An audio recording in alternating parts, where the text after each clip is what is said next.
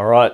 Hey guys, Barrett and Dan from Spacenow. Thought we'd just sort of catch up and talk about a couple of things that we're seeing in the market. Thought we'd catch up about some of the trends that are happening right now and maybe talk about, what we think might happen because no one really knows. Definitely some big announcements just came out. Obviously, the government's starting to talk about everybody getting back to work, but there's also some workplace regulations or changes to that which are coming out, which I think are definitely going to have an impact on the way that people getting back to work or what that new normal is. I think everyone's talking about what that is. So we hear those words "new normal" all the time. What are your thoughts on what that's going to be like? Yeah, look, I mean, obviously social distancing and hygiene are the top of the agenda. Everybody knows that if there's a high level of hygiene and you stay a certain distance away, a virus or germs won't travel and that things won't get passed around. But obviously that's going to have, there'll be difficulties with that, with a lot of people getting back to work, especially if you're working in a high-rise building. Mm-hmm. You've got to get into a lift, so there's going to be limitations and efficiencies in terms of actually getting people in and out of buildings. But I think even the step before that, getting people out to the workplace, we're hearing that there's going to be reduced numbers of people on public transport, whether it be a bus, a train. So what's that going to mean? Is there going to be more services put on, or is it just allowing longer times? There's discussions about shift working, A and B teams coming in. Again, there's the discussion around social distancing within the workplace. So we've heard, that sort of cluster of desks together, or hot desking, which is sharing a desk, people, moving around. We just had some news overnight about that, didn't we? The discussion is that that's actually going to be banned. So, a lot of businesses have adapted that, especially businesses that probably already had like A and B or had people come in at different times, probably came in and you didn't have that designated desk. So that model's really sort of a little bit going to be mixed up because, how do you're then going to have to give everybody a designated desk, or alternatively, you're not going to invite them into the workplace, probably continue to encourage them to work remotely, which then raises the question, how much floor space do you really need in a workplace then? Yeah, it's very interesting. I mean, like when you say that, these hot desking is being cancelled, what business do you think it's going to affect the most? I mean, like when you think about it, your hot desking is probably more for your freelancers or your small businesses, but it's going to affect big companies as well. So I think a lot of people probably associate hot desking with that sort, the SME or that sort of creative. But I think it's been the bigger companies, your multinationals, that have adapted it the most. They're the groups that are probably due to, wanting to domicile in the CBD and due to rents being quite high, have really worked to try and work out ways to get the maximum amount of people through and using that space. They've really gone for high utilisation. But the issue with that now is that utilisation is going to have to be done in a different way, as opposed to rolling people through during sort of typical business hours. They're going to talk about doing things in shifts, so that might mean people starting later and finishing later. I think it's a great idea. Conceptually, it sounds good, but the reality of it, there might be some difficulties with that. And there's also going to be that, I guess, most people miss that human interaction, especially if you're working on something, being able to walk over and sit down and have a discussion, sort of trying to use phone or Zoom or some sort of platform to have that conversation. Sometimes things can be a bit lost. So definitely some challenges, but it's probably going to raise a lot of questions the way that businesses consider the way they use their space. Well, Spacenow as a concept, we basically help people with space issues or utilisation. So we've seen, businesses use space in different ways now. I mean, that's definitely going to be affected by what's happening. But we're seeing new things pop up. We're seeing some old things disappear. What would you say is probably one of the biggest opportunities that you've seen now? And then what would you say is one of the biggest things that's affected, because we work with lots of different businesses, Yeah, we work yeah. with lots of verticals. Who would you say has been the most affected as well? Well, I mean, the most obvious is hospitality and retail, and all of those businesses have been severely impacted. I think, hospitality, we just remember, like, the reason we love going to a restaurant is for the atmosphere. And atmosphere is generally caused or created by people, and that buzz that you get in there, and that's all done by sitting in pretty close quarters. Everyone's talking, there's that sound of conversation, there's music over the top. Does that still work with half the amount of people with the distancing? Does that atmosphere still exist?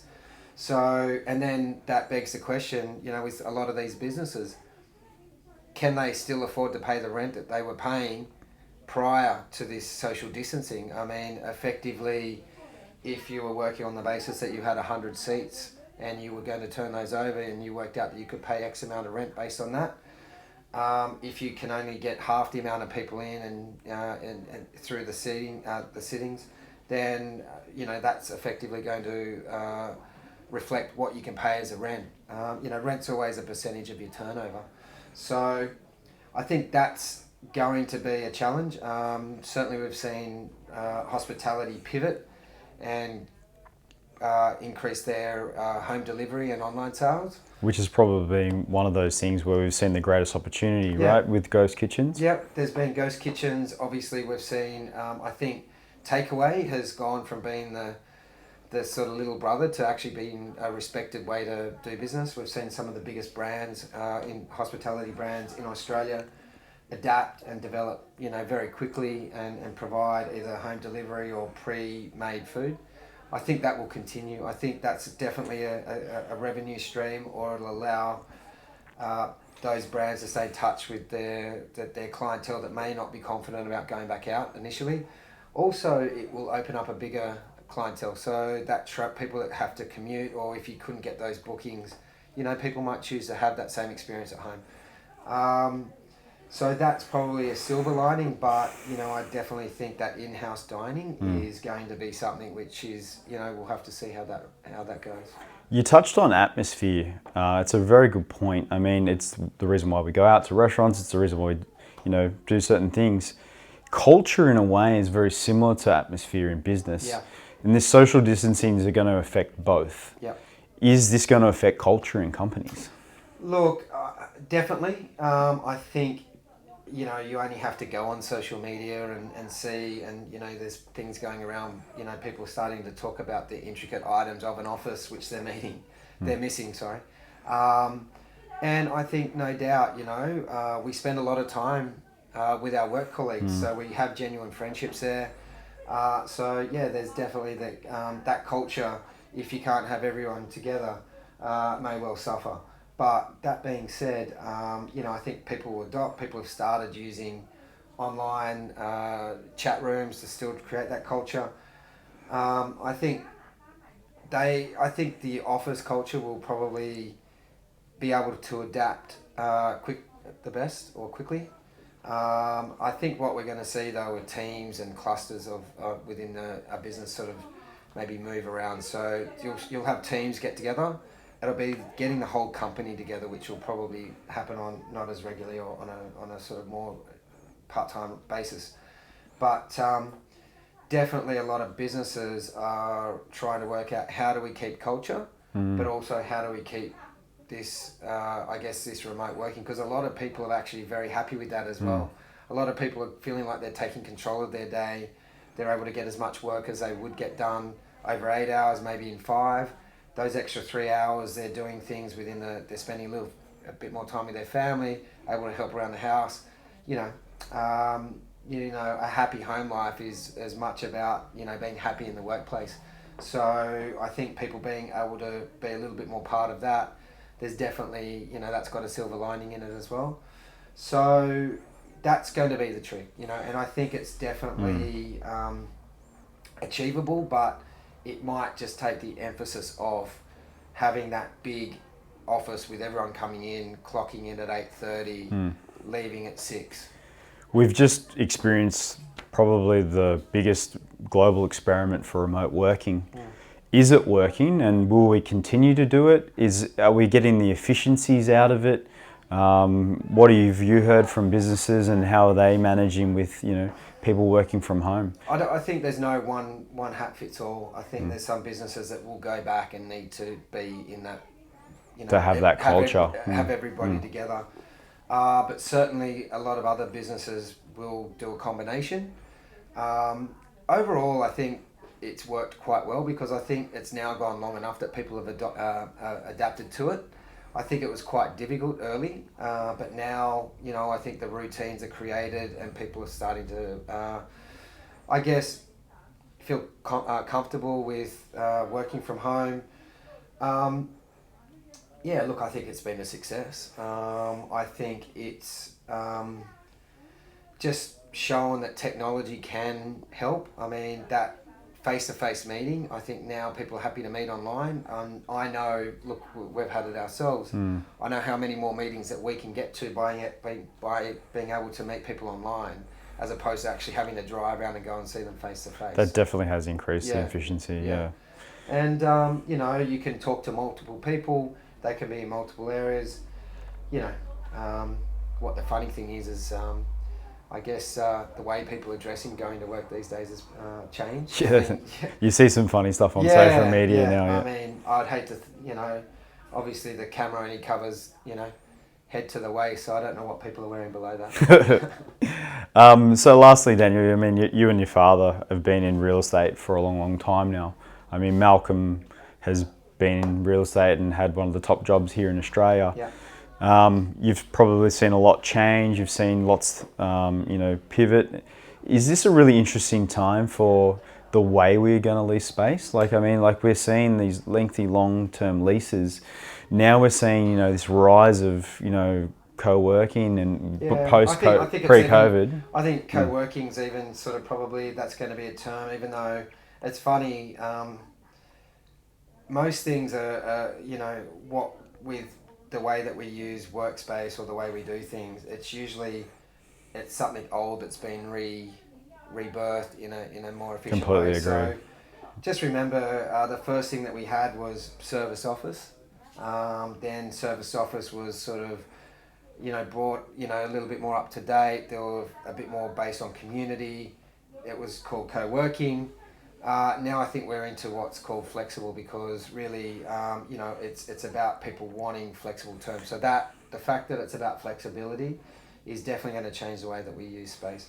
I think I just feel that now this last unforeseeable with COVID-19, nobody really saw it coming, the impact that it's had. I mean, in the past there's been GFCs, locally you have elections, you have all these things that can affect your business, and having that agility and ability to adapt, whether to be scale up or scale down your space requirement, is probably something most businesses are looking to be able to do. We all know that rent is a big component of what we of any business. So I think being able to shift into more of a flexible arrangement is definitely going to be something that most, if they can't do immediately, will want to get to. So we're in the middle of this evolution of working. I mean, we can all think of that movie that we saw, or some documentary where they had those partitions and they had, secluded offices and stuff like that, and it's evolved again. Yeah.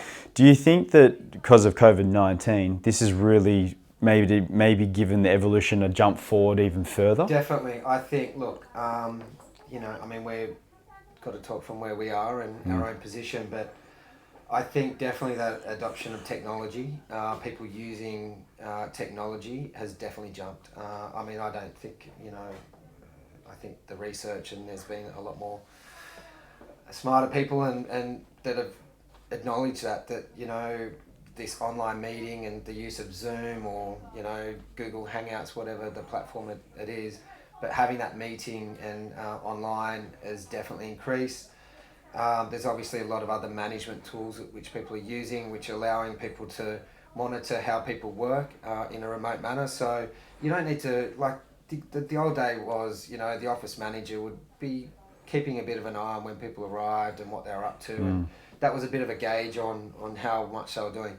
Look, and then obviously it was about the results. Well, we've also got a lot of tools now that can do a lot of that work for us. Well, that's right. So now it's about you've got management tools where people check in, and somebody doesn't need to visually see them but can see the work that they're doing. So look, definitely technology has been the big winner. Not that we were behind, but I think the adoption of so many different types of technology in the workplace has definitely increased. Look, it's been great to catch up with you. I mean, it's always good to get some insightful knowledge from you, Dan. Hopefully we can do this again soon. Yeah.